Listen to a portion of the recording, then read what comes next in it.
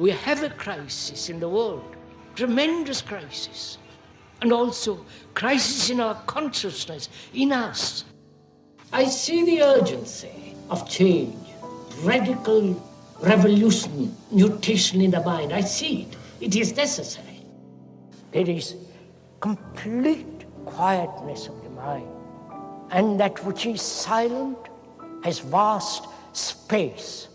Only then that which is nameless comes into being. This is Urgency of Change, the Krishnamurti podcast.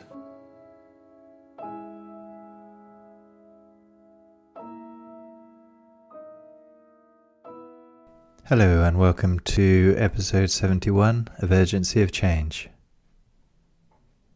Each weekly episode in this season of the Krishnamurti podcast is based on a major theme of the revolutionary philosopher's talks, such as freedom, self-knowledge, beauty, and meditation.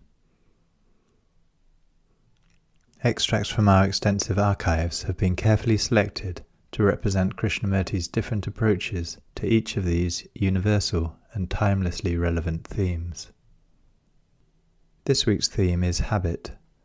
Upcoming themes are authority, awareness, and life. This is a podcast from Krishnamurti Foundation Trust. For more information about our activities and programs, such as our volunteer program at Brockwood Park in the UK, we are online at kfoundation.org. You can also find our daily quotes and videos on Instagram and Facebook at Krishnamurti Foundation Trust. This week's podcast has 4 sections. The first extract is from Krishnamurti's 5th talk in Saanen, 1962, titled Awareness of Habits. We have innumerable habits, physical habits of taste, of sight, of personal idiosyncrasies. We have habits of thought, as believing in this and not believing in that, being patriotic, nationalistic, belonging to a certain group of thought and holding on to that particular pattern of thought. All these become habits.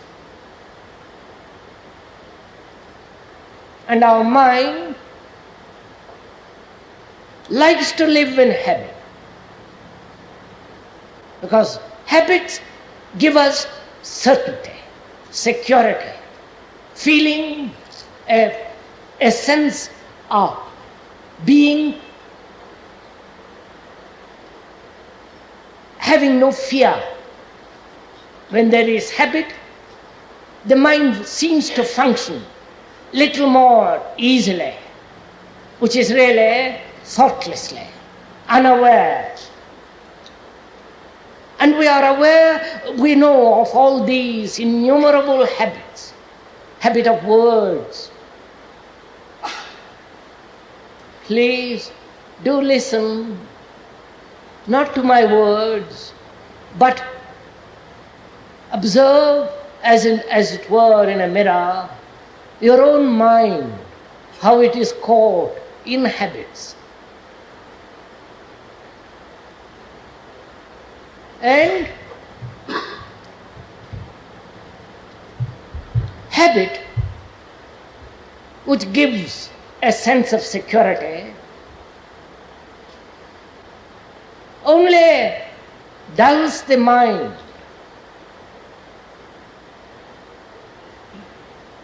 However subtle, however unconscious or conscious that habit be, it invariably darkens the clarity of the mind.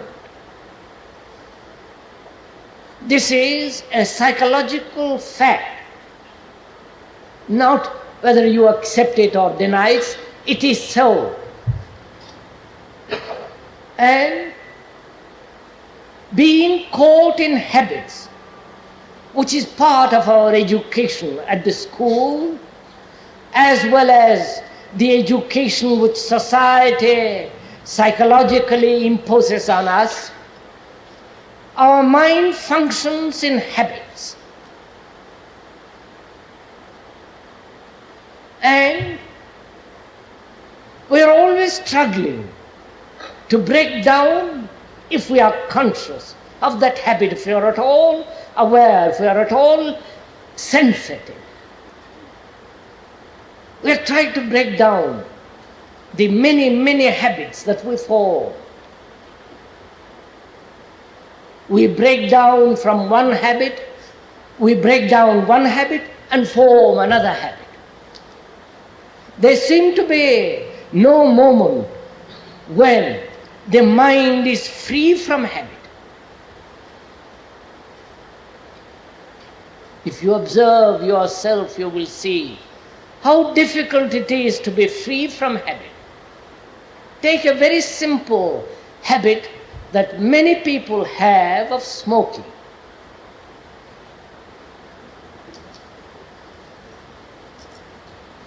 Or a particular habit of taste.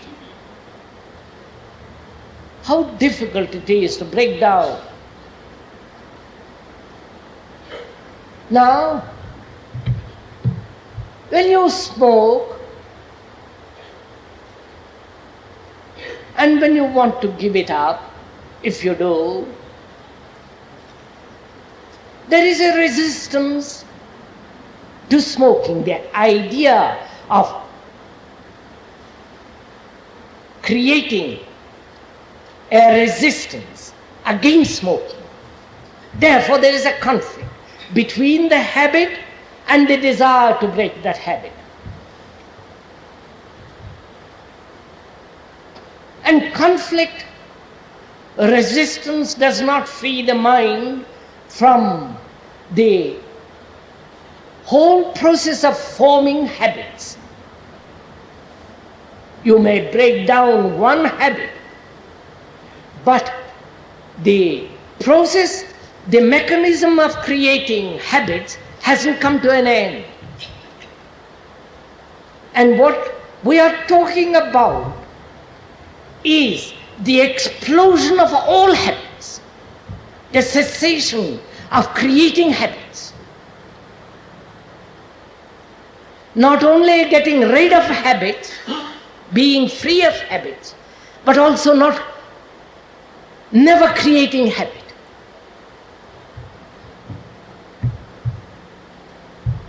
Now if you observe, if you are aware of the habit of smoking, you will see, aware, by that word I mean aware of every movement, how your hand goes to the pocket, takes out the cigarette, taps it on the nail or whatever it does, then puts it in its mouth, takes out the match, lights it, puts it and takes a few puffs and throws away this match. To be aware of all that process without resistance.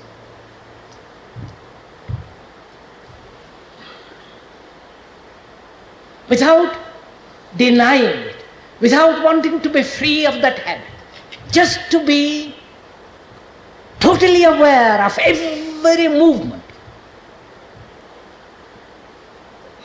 Similarly, to be aware of the habit of envy, the habit of acquisitiveness, the habit of fear,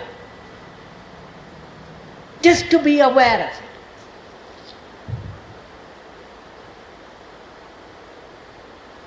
And then you will say, as you observe that particular habit of envy, what is implied in it? You begin to observe, see instantly the whole implication of envy. But you cannot see the whole implication of envy if there is a time element. We'll explain what we mean by that time element. You know, we think we can get rid of envy gradually. We will try. We make an effort to gradually put away envy. That is, the introducing into the breaking down of that particular habit of envy, the idea of time. I will get rid of it tomorrow, little later. In the meantime, I'm envious. But later on, I will try to get rid of it. The word try and the words in the meantime is the essence of time.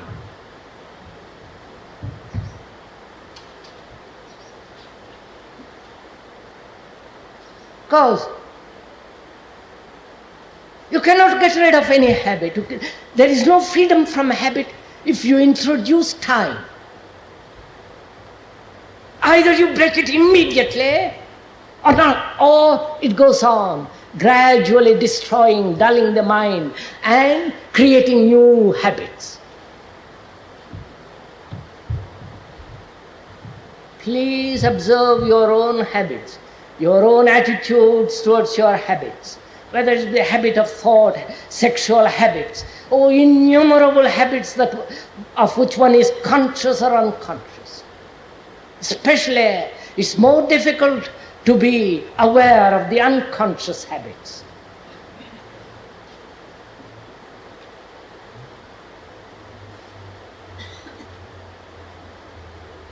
And socially and colleges and school, we are trained in this element of time. Our whole psychology is based on time, that we will eventually come to it, that there will eventually be brotherhood, eventually peace. But in the meantime, we must go through all the horrors of war.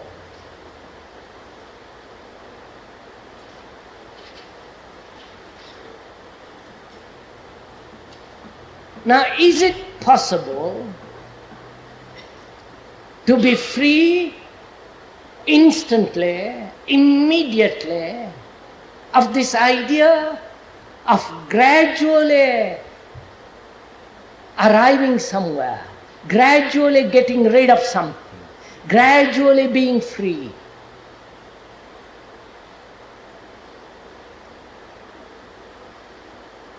You say to me, there is no time, there is no tomorrow to get rid of something or to acquire something. And if there is no tomorrow, there is no fear.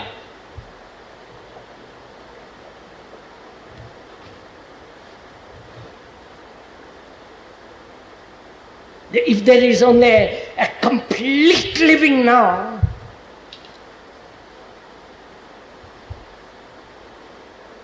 all time has ceased, and therefore there is no habit formation. I mean by that word now, in the immediate,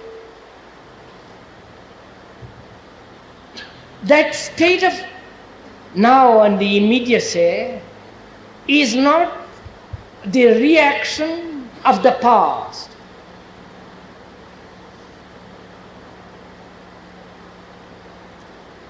Is not an avoidance of the future.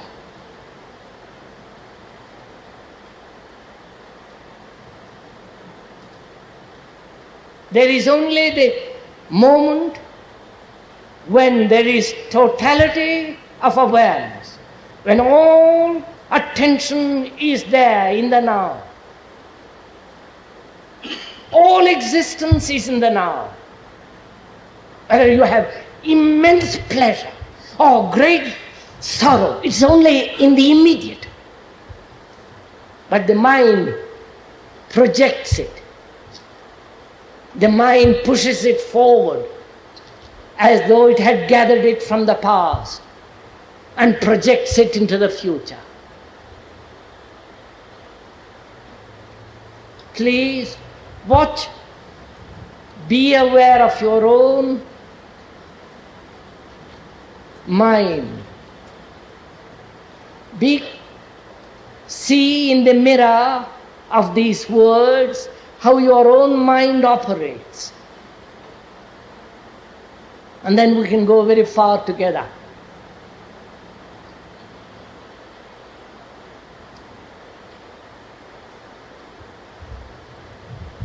And is it possible to break completely from the past, which is really the essence of habit?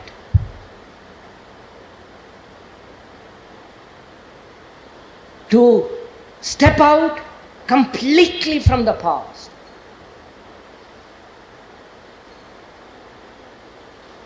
The past being all the experiences, the knowledge, the suffering, the insults, the innumerable experiences that we have had individually, racially and collectively. Because otherwise there is no freedom.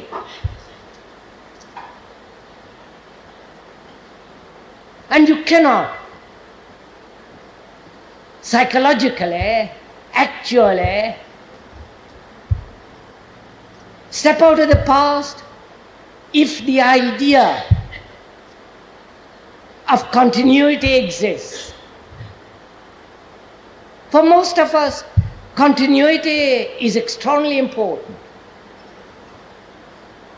After all, continuity in relationship is habit.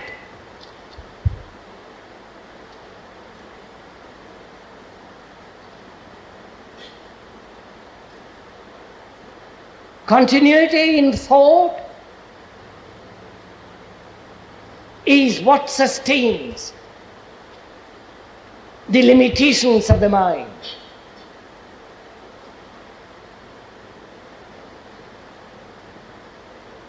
And is it possible to explode from the past?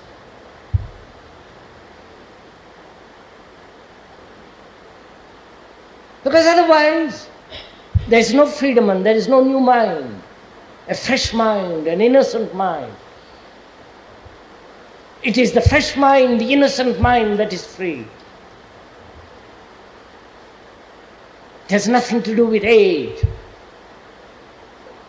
It has nothing to do with experience. And it seems to me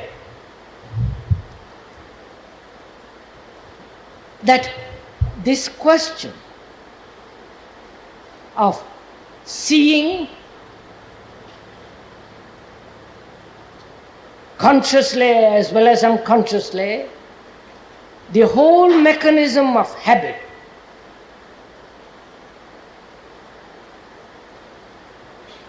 is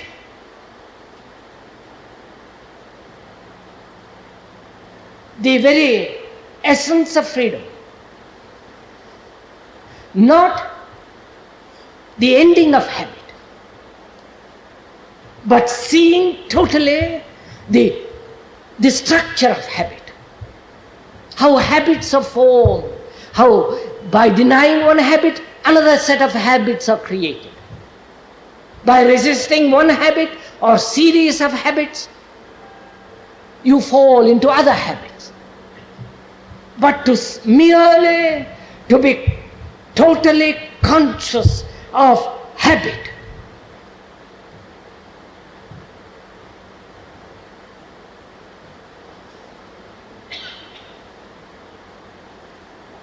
if you are so totally conscious, you will say, there is no longer the formation of habit.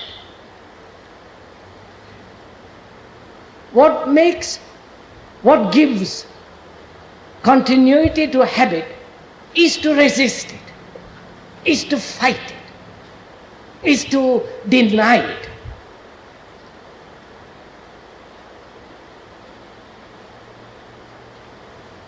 You know, how easily we slip into a habit. If you have already a habit, and you fight that habit, and you, by very fighting that habit, you give life to that habit. And in the very fighting of that habit, you have created a habit of fighting, resisting.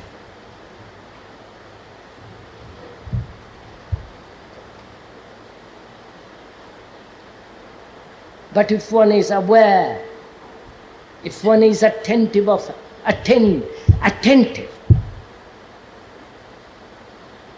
then you will see there is freedom from habit. And in that freedom, a new thing takes place.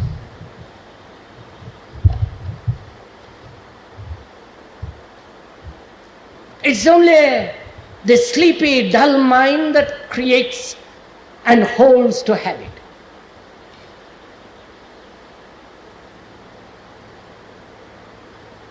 And a mind that is attentive to what it is saying, attentive to the movements of its hands, of its face, attentive of its thoughts, attentive of its feelings.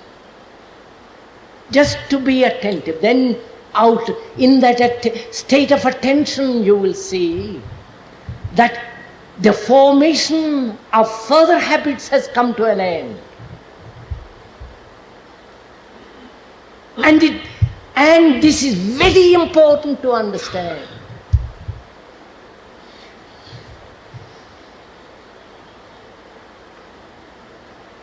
Because a mind that is breaking down one habit and creating another habit can never be free.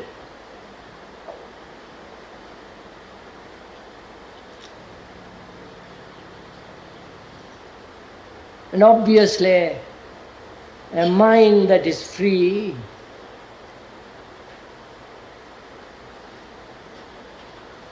can only perceive. It's only the free mind that can perceive something beyond itself. And such a mind is the religious mind.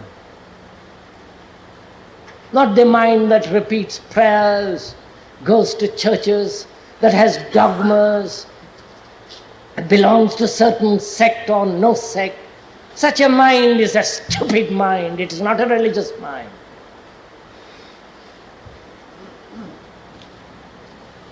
And the religious mind is the free mind. And it's the free mind that is in a state of constant explosion.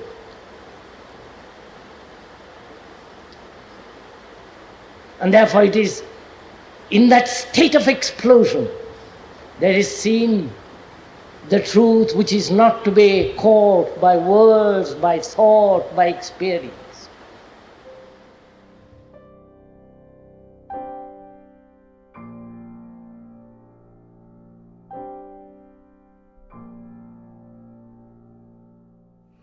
The second extract is from the first question and answer meeting at Brockwood Park in 1983, titled Ending the Habit of Chattering. I have a habit, smoking, or scratching my head, keeping my mouth open, habit thinking the same thing over and over and over again, or habit of chattering. Let's take chattering.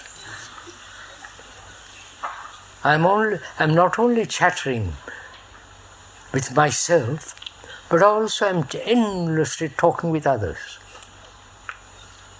Right? The other day, somebody came to see me for an interview. I don't give interviews anymore, but she insisted, she came. Moment she entered, please, there's none of you here. She began to talk. And when she left, I'm glad to have met you.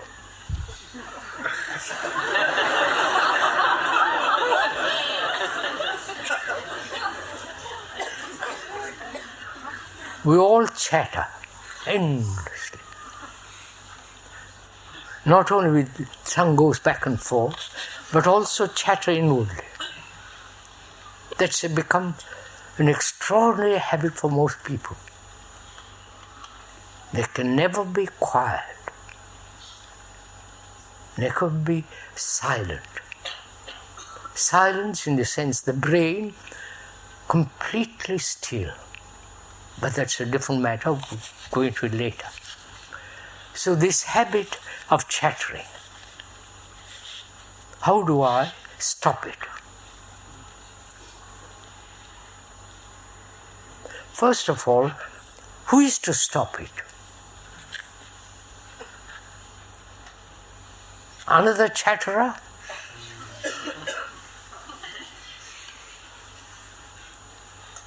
Who says, I must stop this chattering, but I'll have my own chattering. You understand? So who is to stop chattering? Fear?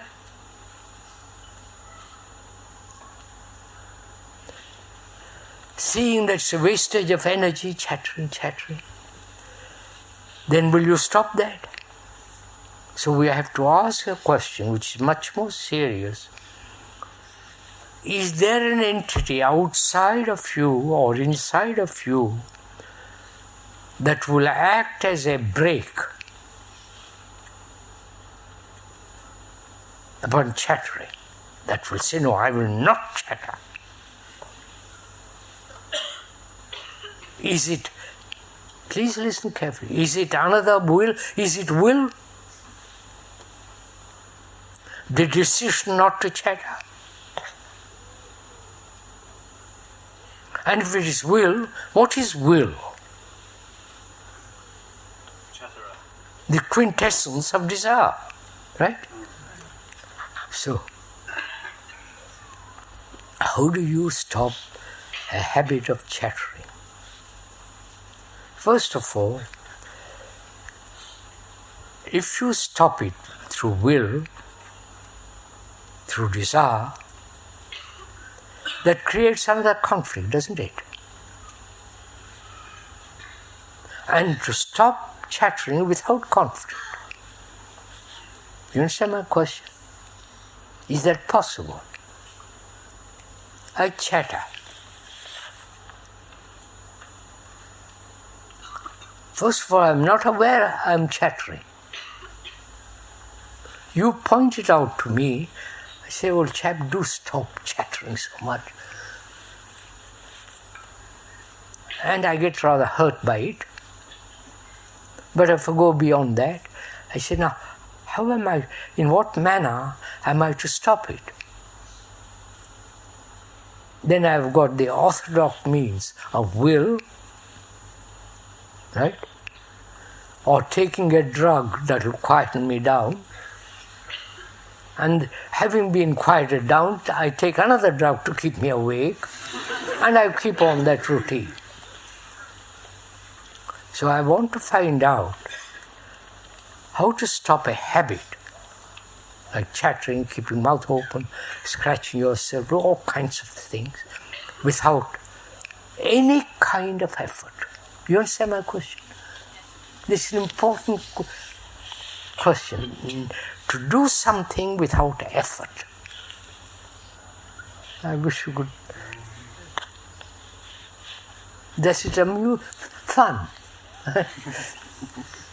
Will you do this? Find out your particular habit, aware of it, and say, now, can it be ended without any action of will, decision? compulsion or reward. You understand? Reward and punishment are the two elements we live on. So can I break that habit without any side effects? Right? Can we go into this? I'll go into it.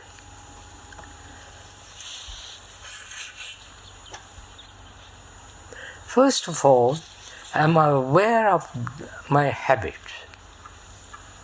Not that you pointed to me and then I realize it.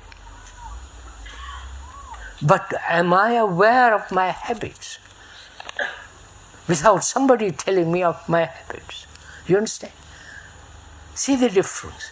If you tell me my habit, then I either resist it or say, yes, I must stop it. But if I see it for myself, I'm a step ahead, right? If I can so put it. Right? Now, are we aware of our particular habit? Chattering, we took that. Now, what does that awareness mean?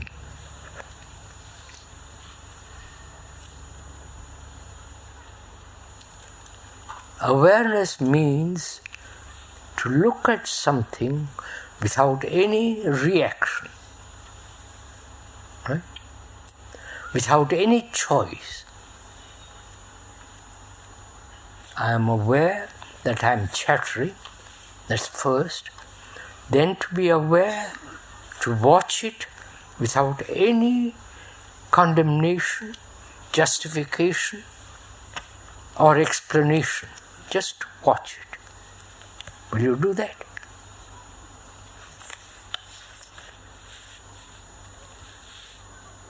So that the old reactions don't come in.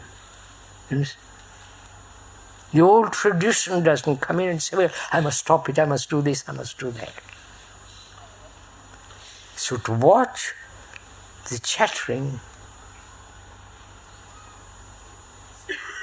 very carefully.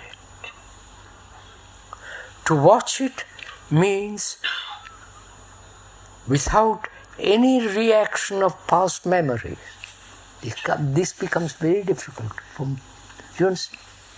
If I watch that tree in movement in the wind, it's a beautiful thing. And I don't like wind, therefore I won't watch it.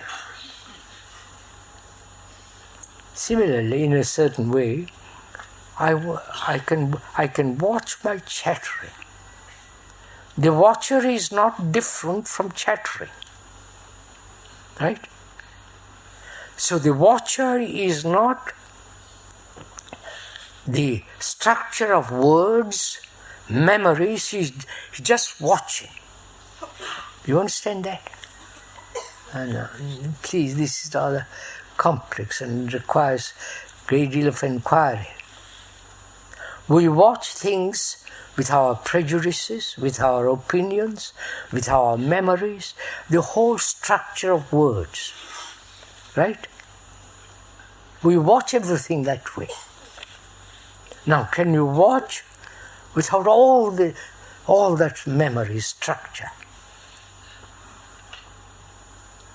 That's where the art of comes in, the art of watching. Now I watch, there's a watching of my chattering.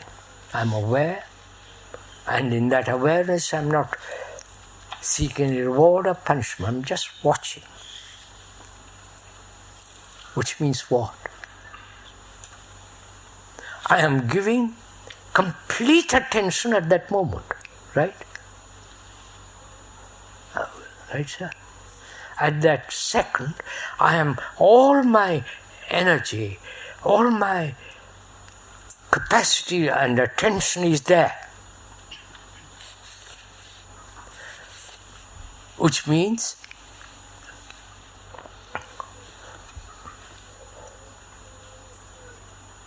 when there is complete attention, complete, not attention brought about through any form of desire, through any form of reward or punishment, just complete attention, then that habit has no place. You understand? Do it, please. Try it once. Now, you will say, yes, that's, for the moment it is possible. I can see that can end. If I give our complete attention to something, there's an ending to it. But it comes back. Right? Are you following me? It comes back. The Saturn comes back. Then what's your reaction? I did it once, gave complete attention, and it seems to subside for a second. Now if I give same attention, it will subside again. So you have become mechanical. I wonder if you see this. Do you understand this?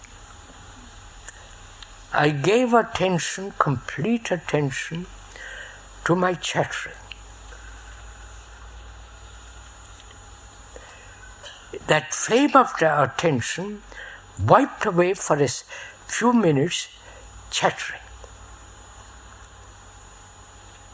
I've seen the thing works. Then, next moment or next hour, whatever period of time, you begin to chatter, and suddenly you catch yourself saying, I must pay attention.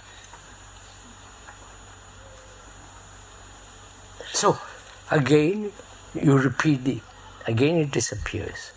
So gradually what you are learning is paying attention, which means you are not attending. I wonder, is that very concrete? Have you understood what I am saying? If you are constantly reminding yourself to attend, it's not attention.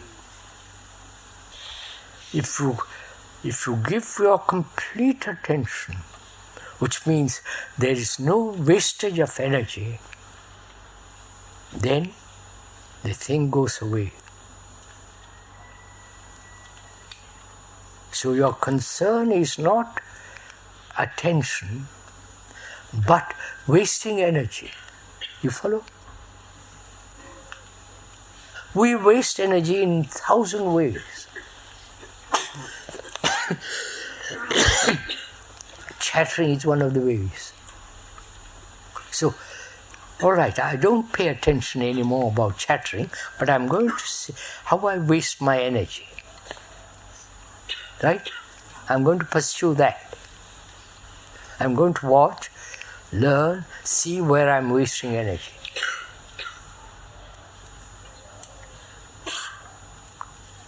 Oh, there's so many ways, right? So my mind is now not becoming mechanical by the repetition that I must attain, but is moving, right? All the time picking up new things. I wonder if you see all this. So that the brain becomes extraordinarily alert.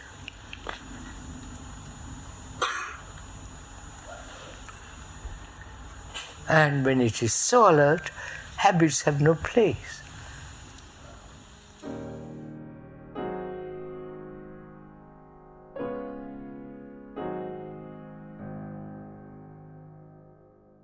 The third extract is from Krishnamurti's first talk in Saanen, 1970, titled Listening Ends Habit.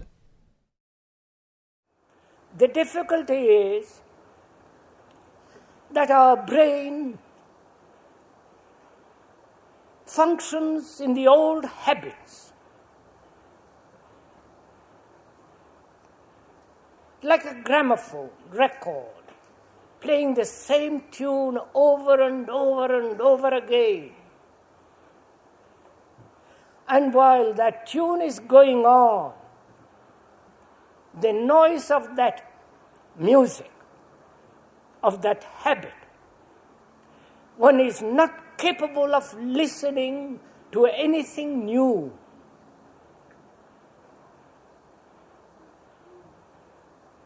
Because after all,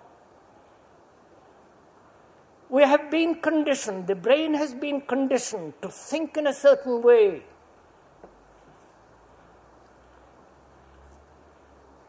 To act in a certain way, to respond according to our culture, to our background, to our tradition, to our education.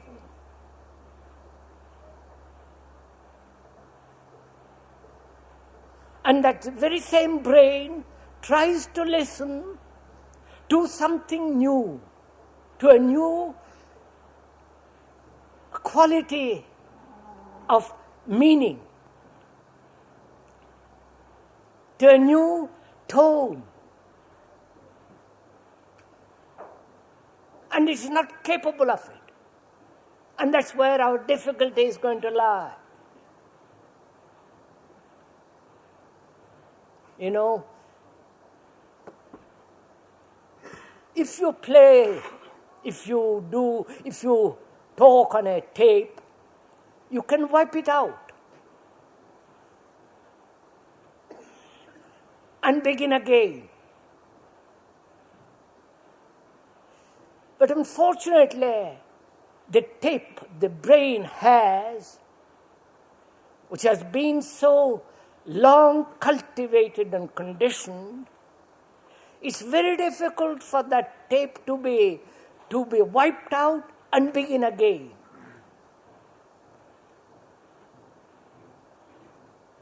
And we repeat the same pattern, the same ideas, the same physical habits over and over again.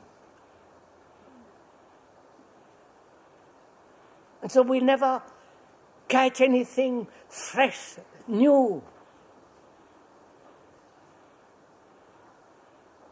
So,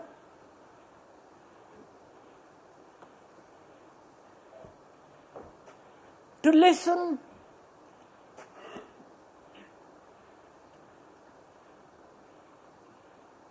so that the brain puts aside the old tape, the old way of thinking, feeling, reacting, the innumerable habits that one has, to put all that aside. And one can do it. I assure you, you can do it if you listen.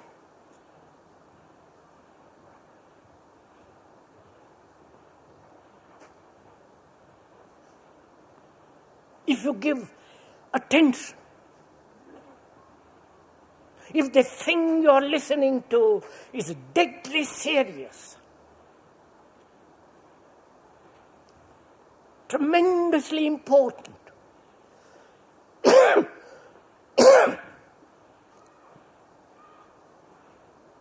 then you're bound to listen.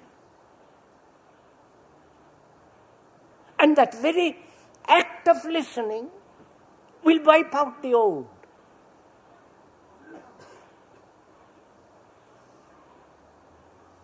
Do try it. Or rather, do it, not try it.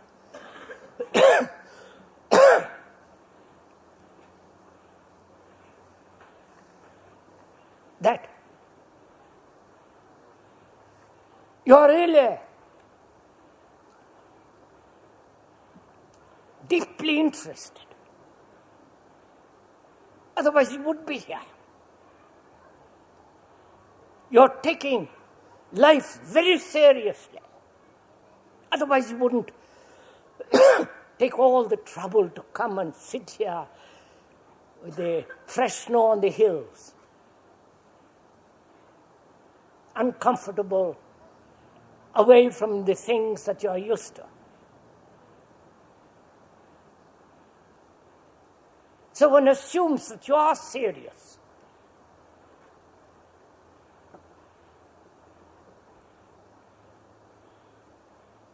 Because you have to be serious. confronted with the extraordinary chaos in the world, uncertainty, war, destruction, every value has been thrown away. It's a completely permissive society, sexually, economically, in every way. There is no morality.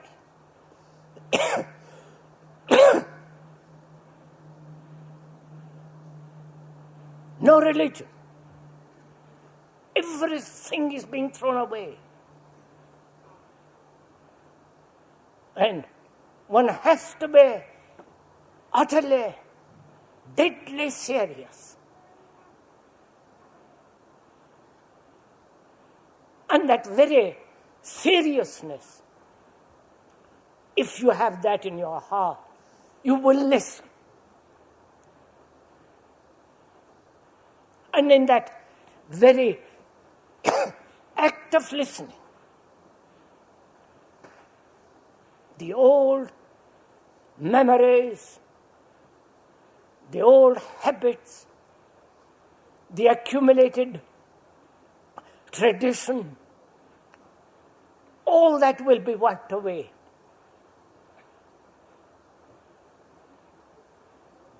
So it depends on you, not on the speaker.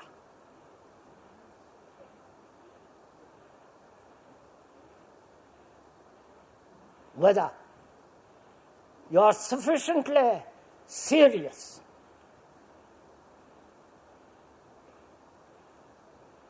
to listen, to find out for yourself so completely.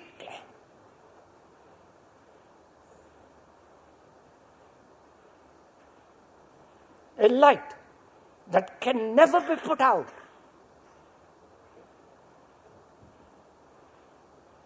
A way of living that doesn't depend on any idea, on any circumstances. A way of life that's always fresh, new, young, vital.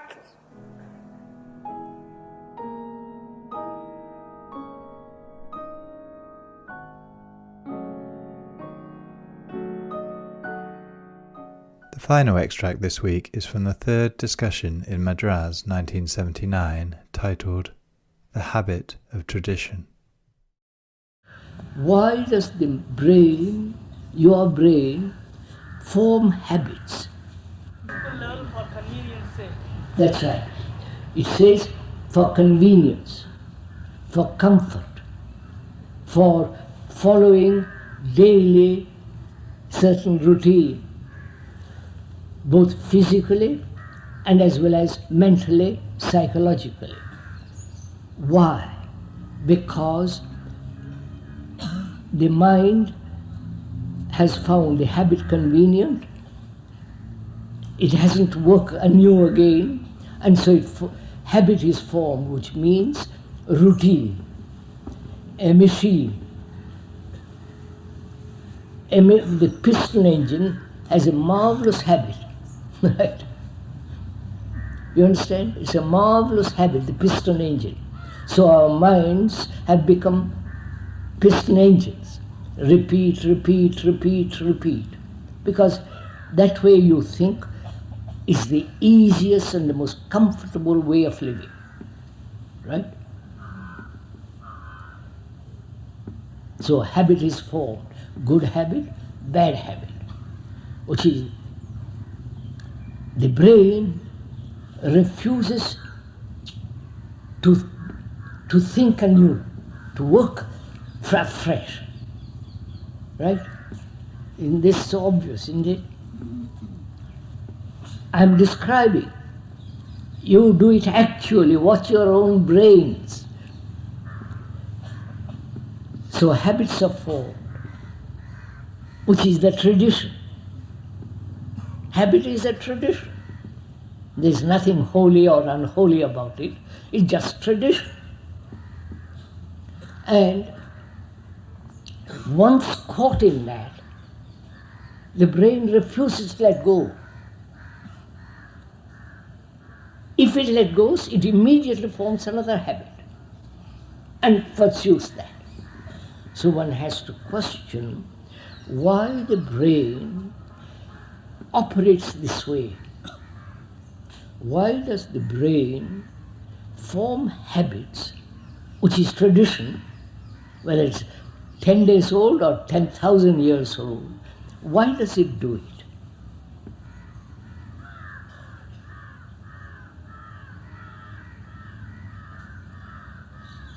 You understand? You have a leader of non-violence in this country, and he established certain principle or whatever you like, and then the brain says, all right, I will accept that and I will follow that, which is tradition, which is habit, and you don't like to call it habit, you say you have principle, we are following a principle. So I'm asking why the brain does this constantly. You relinquish this habit, pick up that habit, and then throw that away and a new habit. Why? Just think, so don't answer quickly. Inquire, go into yourself, look at your brain, and why does it do it?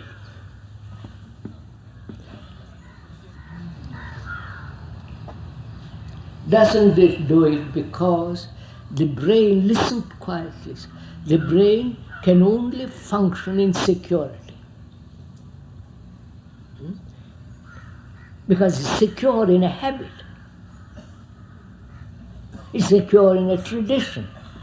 It's secure in a belief. It's secure in an illusion.